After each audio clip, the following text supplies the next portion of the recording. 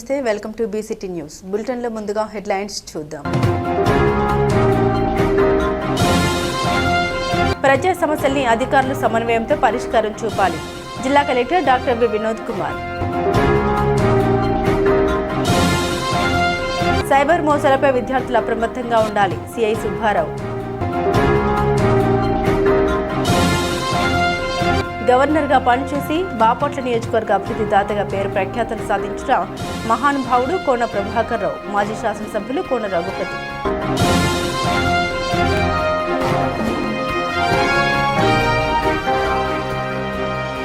ప్రజా సమస్యల్ని అధికారులు సమన్వయంతో పరిష్కారం చూపాలని జిల్లా collector doctor V Vinod Kumar అన్నారు.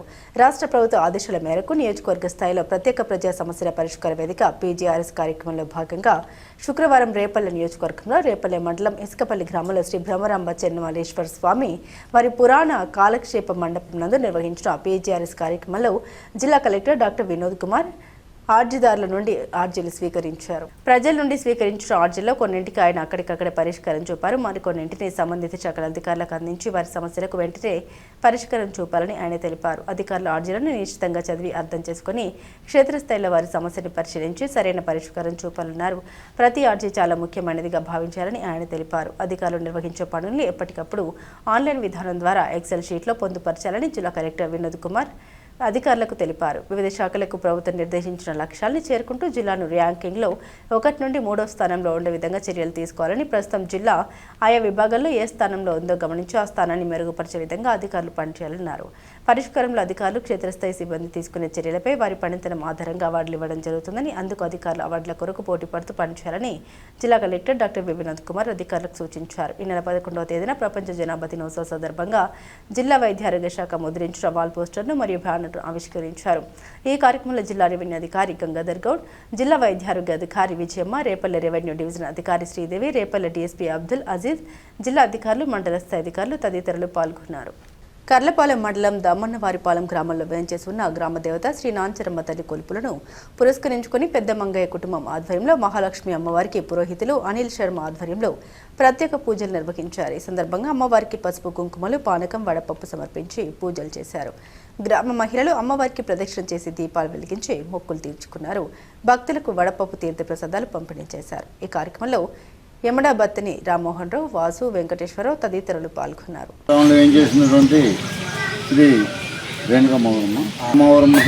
అమ్మవారి యొక్క గ్రామ దేవత నాగారమ్మ యొక్క కొలుపు సందర్భంగా అమ్మవారికి పూత పెట్టడం జరుగుతుంది.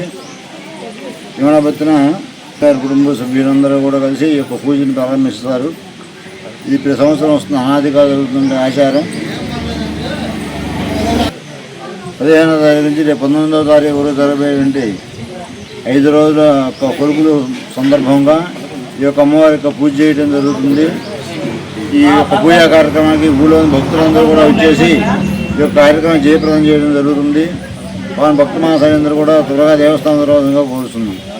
పూతపెట్టే కార్యక్రమం అంటే పసుపు, పూలు, గాజులు అని వరపు పానకంతో ఈ యొక్క పూజా కార్యక్రమం పూర్తవుతుంది. తర్వాత కొలుపులు ప్రారంభం జరుగుతాయి.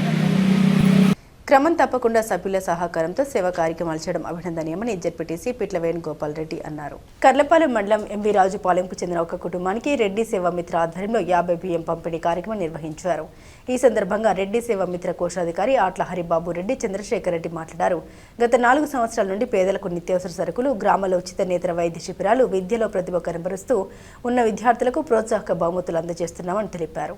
ఈ కార్యక్రమంలో జెడ్పీటీసీ పిట్ల వేణుగోపాల్ రెడ్డి, సెక్రటరీ ఎట్రా ప్రసాద్ రెడ్డి, పాయనం శ్రీనివాసరెడ్డి, గౌరవ అధ్యక్షులు చీరాల శ్రీనివాసరెడ్డి, భైరాగి శ్రీనివాసరెడ్డి, రాయుడు రామ్ గోపాల్ రెడ్డి, పిట్టు కాసులా రెడ్డి తదితరులు పాల్గొన్నారు. గత 4 సంవత్సరాల నుంచి రెడ్డి సేవామిత్ర చారిటబుల్ ట్రస్ట్ ఎంతో మందికి నిరుపేదలకి మన రెడ్డి కుటుంబంలో ఎవరైనా కాస్త వెనకబడిన వాడిని ఆదుకుంటూ చేదోడుగా మన రెడ్డి సమాజం వర్గంలో వెనకబడిన వాళ్ళ కుటుంబాలకి సహాయం చేస్తూ ఈ సహాయ కార్యక్రమాన్ని చారిటబుల్ ట్రస్ట్ నడిపించినటువంటి అధ్యక్షులు చీరాల శ్రీనివాసరెడ్డి గారు, అదేవిధంగా నంగు గోవర్ధన్ రెడ్డి గారు, ఆట్ల హరిబాబు రెడ్డి గారు, డాక్టర్ ప్రసాద్ రెడ్డి గారు, అదేవిధంగా గ్రామ ప్రజలు అందరూ కలిసి కూడా ఈ ట్రస్ట్ని ఇంకా కొద్దిగా ముందుకు తీసుకెళ్తా ఎంతో కొంత మన రెడ్డి సమాజ వర్గం కాస్త ఆర్థికంగా అభివృద్ధి చెందిన వాళ్ళు ఈ ట్రస్ట్కు సాయం చేస్తే ఇలాంటి నిరుపేదలకు మనం సాయం చేస్తాము. అందుకని ప్రతి ఒక్క మన రెడ్డి సామాజిక వర్గం కాస్త ఎవరైనా కాస్త పచ్చకున్న వాళ్ళు ఈ ట్రస్ట్కి కాస్త నిధులు అందించవాలని కోరుకుంటూ ఈ అవకాశం ఇచ్చినటువంటి గ్రామ పెద్ద కర్లపాలెం అబ్దుల్ కలాం ఫౌండేషన్ ఆధ్వర్యంలో కర్లపాలెం పాతూరులో ఉంటున్న ఒక నిరుపేద కుటుంబానికి ఫౌండేషన్ సభ్యులు మాజీ మండల కోఆప్షన్ సభ్యులు షేక్ బాషా బియ్యం అందించారు. ఈ సందర్భంగా బాషా మాట్లాడుతూ పేదలకు ప్రతి శుక్రవారం బియ్యం, నిత్యావసర సరుకులు, దుప్పట్లు, అనారోగ్యంగా ఉన్నవారికి ఆర్థిక చేయూత అందించడం జరుగుతుందన్నారు. దాతలు సభ్యుల సహకారంతో క్రమం తప్పకుండా ప్రతి శుక్రవారం సేవా కార్యక్రమాలు చేస్తున్నామన్నారు. ఈ కార్యక్రమంలో షేక్ మస్తాన్, ఆర్మీ రిటైర్డ్, షేక్ ఇబ్రహీం, షేక్ బాజీ, షేక్ జిలానీ తదితరులు పాల్గొన్నారు. కర్లపాలెం మండలం కర్లపాలెం పంచాయతీలో అబ్దుల్ కలాం ఫౌండేషన్ తరఫున ప్రతి పేద మహిళకు మనిషికి 10 కిలోల బియ్యం చొప్పున ప్రతి శుక్రవారం సేవా కార్యక్రమం చేయడం జరుగుతుంది. ఈ సేవా కార్యక్రమంలో ప్రతి శుక్రవారం దుప్పట్లు కావచ్చు, ఇతర సరుకులు కావచ్చు, ఆర్థిక సాయం కావచ్చు, ప్రతి విషయాన్ని బీదసాదులకి కాపాడుకుంటూ ఈ సేవా కమిటీని మేము బలపరుస్తూ ఈ సేవా కమిటీ ద్వారా ప్రతి మనిషికి ఆర్థిక సాయం అందాలనే ఆశతోటి ఈ కార్యక్రమం జరుగుతుంది. ప్రతి ఒక్కళ్ళు ఈ సేవా కార్యక్రమాన్ని మనంతో సహాయం చేసి ఈ కార్యక్రమాన్ని ముందు నడపాలని కోరుకుంటున్నాం. ఫౌండేషన్ తరపు నుంచి గత 4 సంవత్సరాల నుంచి ఈ కార్యక్రమం మేము చేయడం జరుగుతుంది. ప్రస్తుతం పంచాయతీ వరకు చేసాం, తర్వాత మండలంలో చేసాం, నియోజకవర్గ స్థాయిలో కూడా ఈ కార్యక్రమం చేయాలని మీ ఆశలు ఉంటే ఎంతవరకైనా ఈ కార్యక్రమం చేయగలుగుతామని ప్రతి ఒక్కడు మన వంతు ఏం చేశామో, మనం ఏం చేయాలి, మనం ఏం చేసామని కాకుండా ప్రతి పేదవాళ్ళకి మన వంతు సహాయం చేయాలని ప్రతి మనిషి ఆశాభావంతో ఉంటే కులాలకి అతీతంగా బీద సాదాన్ని మనం కాపాడుకోవాలని మన మనస్ఫూర్తిగా ఈ ఫౌండేషన్ తరపు నుంచి మేము ఈ సాయం చేస్తున్నామని మీరు కూడా ఈ సాయంలో పాల్గొనాలని ఆశిస్తున్నాము. గవర్నర్గా పనిచేసి బాపట్ల నియోజకవర్గ అభివృద్ధి దాతగా పేరు ప్రఖ్యాతలు సాధించిన మహానుభావుడు కోన ప్రభాకర్ రావును ప్రతి ఒక్కరూ ఆదర్శంగా తీసుకుని అభివృద్ధి చెందాలని మాజీ శాసనసభ్యులు కోన రఘుపతి అన్నారు. బాపట్ల పట్టణంలోని కోన ఛాంబర్లో మాజీ గవర్నర్ కోన ప్రభాకర్ రావు 110వ జయంతిని పురస్కరించుకుని పాత బస్టాండ్ వద్ద గల ఆయన విగ్రహానికి పూలమాల వేసి నివాళులర్పించారు. అనంతరం రథం బజార్లోని ఆయన ఛాంబర్లో ఏర్పాటు చేసిన విలేకరుల సమావేశంలో పాల్గొని ప్రసంగించారు. బాపట్ల ఎడ్యుకేషన్ సొసైటీ స్థాపించిన వ్యక్తి కోన ప్రభాకర్ రావు అని ఆనాటి పరిస్థితుల్ని బట్టి కొందరిని కమిటీలోకి సభ్యులను తీసుకోవడం జరిగిందని ఈ సందర్భంగా ఆయన పేర్కొన్నారు. అనేక కాలేజీలు రావడం జరిగిందన్నారు. మెడికల్ కాలేజీని చూస్తుంటే చాలా బాధ వేస్తుందని అన్నారు. అక్కడ ఉన్న ఇనుప సువ్వలను కట్ చేసి దొంగలిస్తున్నారని ఆవేదన చెందారు. ప్రభుత్వం సొమ్ము కదా అని ప్రశ్నించారు. ప్రభుత్వ సొమ్మును కాపాడాల్సిన బాధ్యత లేదని మండిపడ్డారు. కోన ప్రభాకర్ రావు కుమారుడిగా గర్విస్తున్నామని 10 మంది సంతానంలో రాజ్ ఆఖరి వాడని తెలిపారు. బాపట్లలో 3 సార్లు వరుసగా శాసనసభ్యులుగా గడిచిన ఘనత కోన ప్రభాకర్ రావుదని కొనియాడారు. వరుసగా 3 సార్లు గవర్నర్గా చేసిన ఘనత కూడా కోన ప్రభాకర్ రావుదే అన్నారు. బాపట్లకు మంచినీటి చెరువు తవ్వించి బాపట్ల ప్రజలకు మంచినీరు అందజేసిన ఘనత కూడా ఆయనకు దక్కుతుందన్నారు. బాపట్ల విద్యా నిలయంగా పేరుగాంచడానికి కారణం కోన ప్రభాకర్ రావు అన్నారు. Bapatla education society, Bapatla engineering college ఆయన కృషి ఫలితమే అన్నారు. బాపట్ల ప్రజల గుండెల్లో చిరస్మరణీయులు కోన ప్రభాకర్ రావు అన్నారు. నాటక రంగంలోనూ రాణించిన ఘనుడు కోన ప్రభాకర్ రావు అన్నారు. ఈ కార్యక్రమంలో పట్టణ మండల పార్టీ అధ్యక్షులు యజ్రయ్య, ఏడుకొండల రెడ్డి, జిల్లా నాయకుడు కోకి రాఘవరెడ్డి, కోకిలగడ్డ చెంచయ్య, పార్టీ నాయకులు, కార్యకర్తలు తదితరులు పాల్గొన్నారు.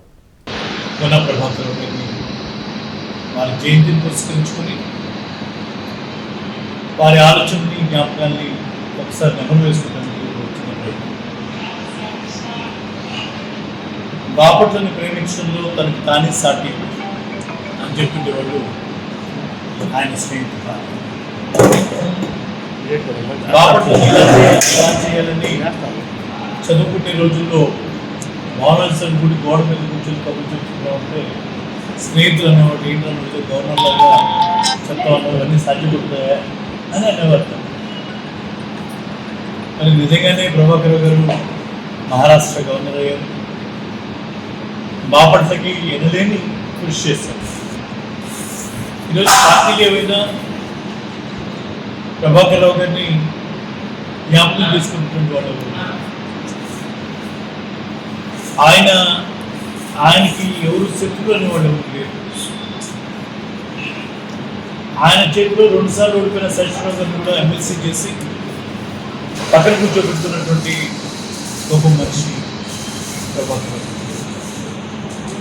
ఒక చిన్నపిల్లలాగా బాపట్లకి ఏది వచ్చినా సరే అది బాపట్లకి కావాలని మారం చేసే విధంగా ఆయన సాధించుకుంటున్నారు. బాపట్లని ప్రభాకర్ రావు గారిని మనం విడదీసి మనం మాట్లాడుతున్నాం.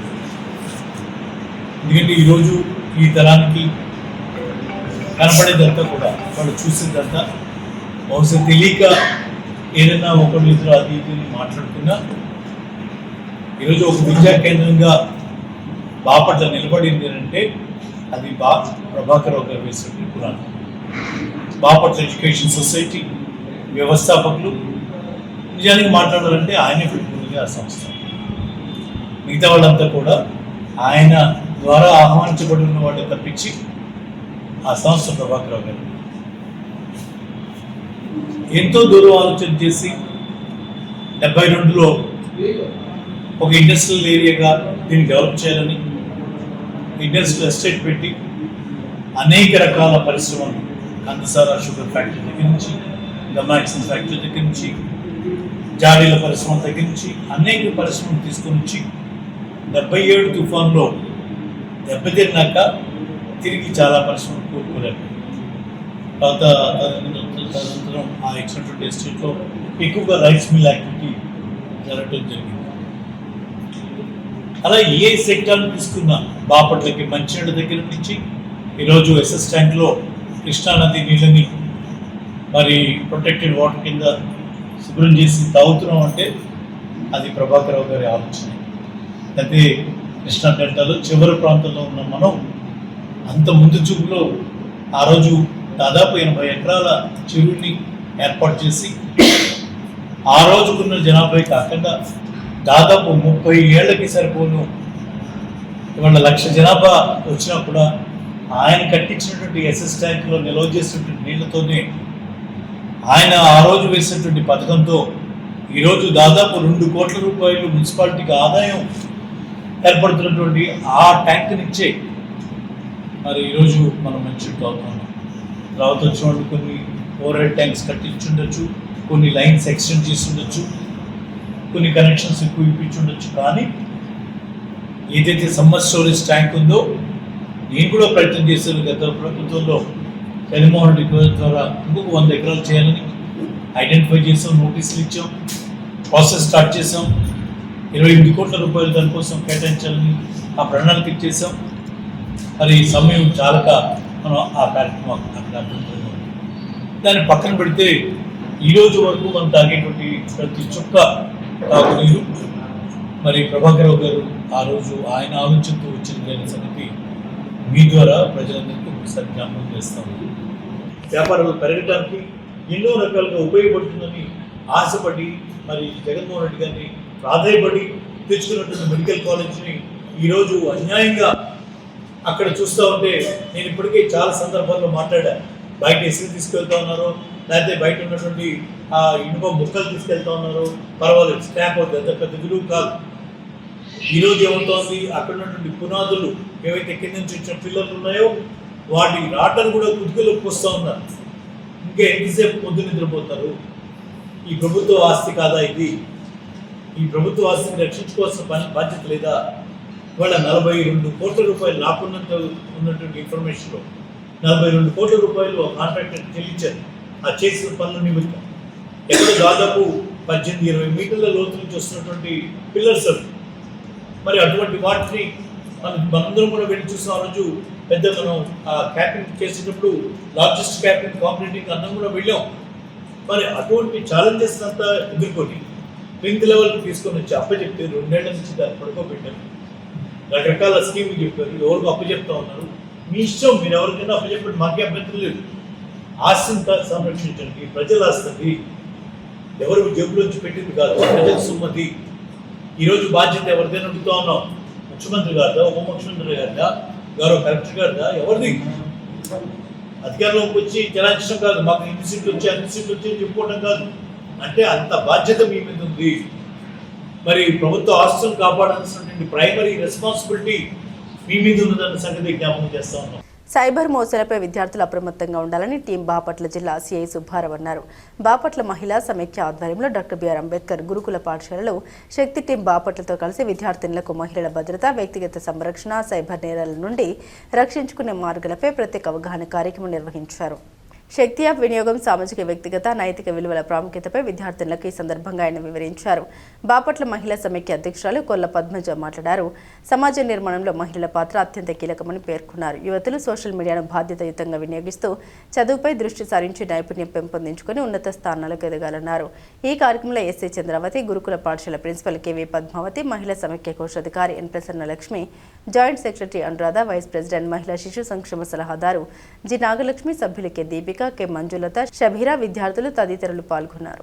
మహిళలు మరియు పిల్లల భద్రతకు సంబంధించి రాష్ట్ర ప్రభుత్వం అలాగే మా పోలీస్ డిపార్ట్మెంటు చాలా చర్యలు చేపడుతుంది. అందులో ముఖ్యంగా schools, hostels, working women places తీసుకొని అవేర్నెస్ కలిగించడం జరుగుతుంది.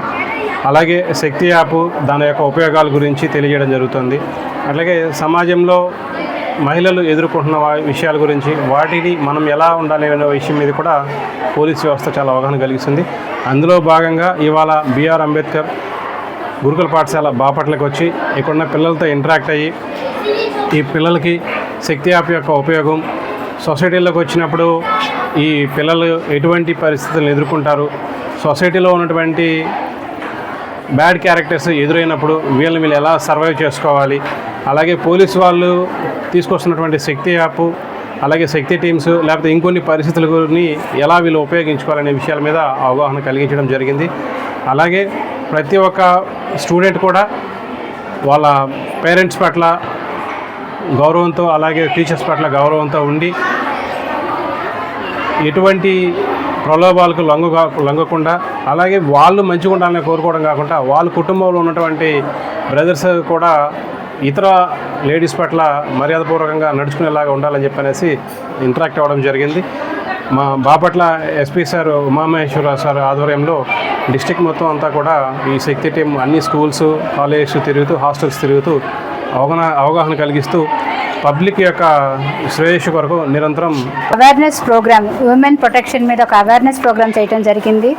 దీనికి మనం ఉమెన్స్ పోలీస్ విభాగం నుంచి సిఐ గారు, ఎస్ఐ గారు, ఇన్స్పెక్టర్స్ వచ్చి మాకు అవేర్నెస్ ప్రోగ్రామ్, పిల్లలకి ఇమీడియట్ ఎట్లా డిఫెన్స్ తీసుకోవాలి, ఏమైనా ప్రాబ్లం వచ్చినప్పుడు ఎలా కాంటాక్ట్ చేయాలి, అదేవిధంగా ఒక యాప్ కూడా వాళ్ళు చెప్పడం జరిగింది. ఆ యాప్లో వాళ్ళు లోడ్ చేసుకొని ఎక్కడైనా వాళ్ళు ఇబ్బందులు ఫేస్ చేస్తే ఆ యాప్ ద్వారా మనకి నియర్ బై పోలీస్ డిపార్ట్మెంట్స్కి అది కంట్రోల్ రూమ్కి అది వెళ్తుందని ఇన్ఫర్మేషన్ ఇవ్వడం జరిగింది. అదేవిధంగా వాళ్ళు చెప్పినవి ఏంటంటే మనకి ఒక 2 weeks తర్వాత వచ్చి మళ్ళీ మేము చూస్తాం ఎలా ఉంది, మీ అందరూ ఎలా ఉంటారు అని అది కూడా చెప్పి ఒక అవేర్నెస్ ప్రోగ్రామ్ అందరికీ చేయడం జరిగిందండి.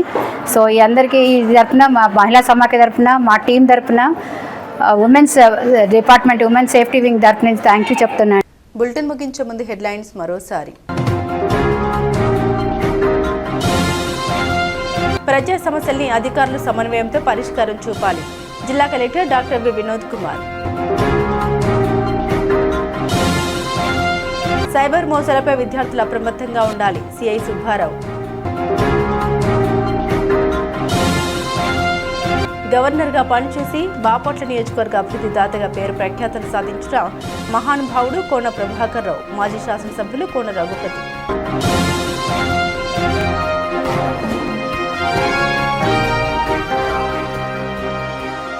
ఇవి బులెటిన్లోని విశేషాలు. తిరిగి మరో బులెటిన్తో మళ్ళీ కలుద్దాం.